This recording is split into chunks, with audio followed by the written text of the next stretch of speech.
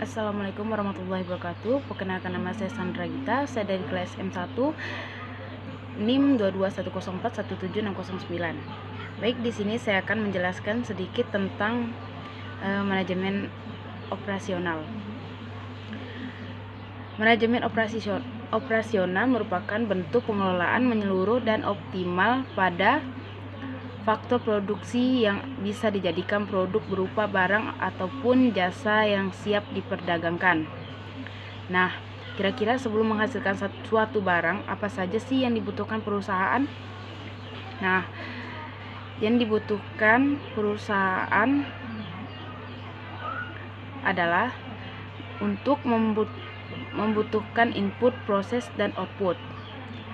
Nah, input yang dimaksud yaitu faktor produksi seperti SDA, SDM, modal, dan skill kewirausahaan. Sebagai contoh pabrik, baju membutuhkan input berupa bahan baku, kain, benang, dan lain-lainnya. Sebagai SDM atau pegawai, modal, dan skill kewirausahaan. Nah, sementara itu kalau perusahaan jasa seperti sekolah membutuhkan input berupa lokasi, materi, ajar, guru, dan lainnya. Nah, tujuan manajemen operasional. Setelah mengetahui pengertiannya, pastinya kita bertanya-tanya, apa sih tujuan dari manajemen operasional? Nah, berikut ini adalah tujuan manajemen operasional. Yang pertama, efisiensi, meningkatkan efisiensi dalam proses produksi. Yang kedua, productivity, meningkatkan produktivitas. Yang ketiga, ekonomi, mengoptimalkan proses produksi secara ekonomi. Yang keempat, quality, meningkatkan kualitas produk. Nah, fungsi manajemen operasional juga seperti kita sudah membahas mengenai tujuan dan manajemen operasional.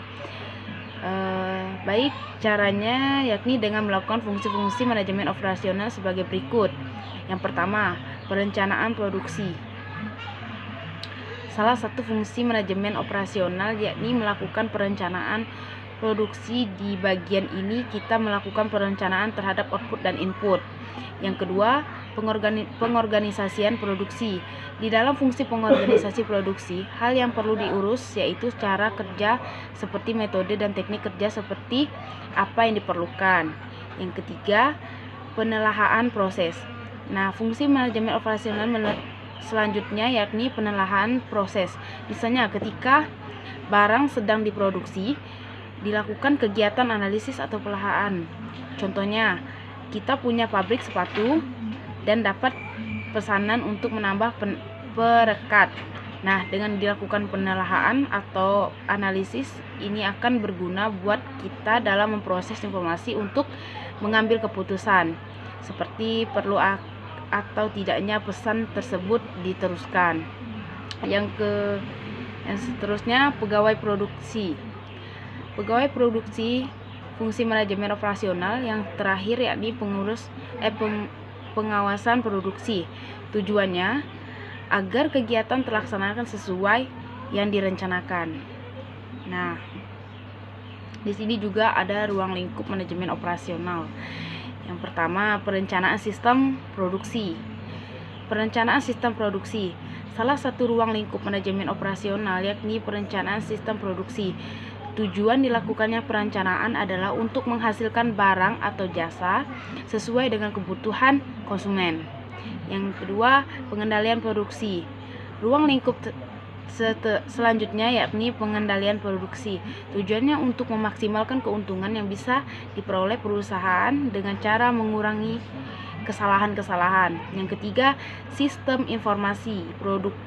Yang pertama, ruang lingkup yang terakhir yaitu sistem informasi produk. Sistem informasi produk terdiri dari struktur organisasi, produksi atas dasar pesanan, dan produksi untuk pasar. Sekian dari saya, terima kasih. Wassalamualaikum warahmatullahi wabarakatuh.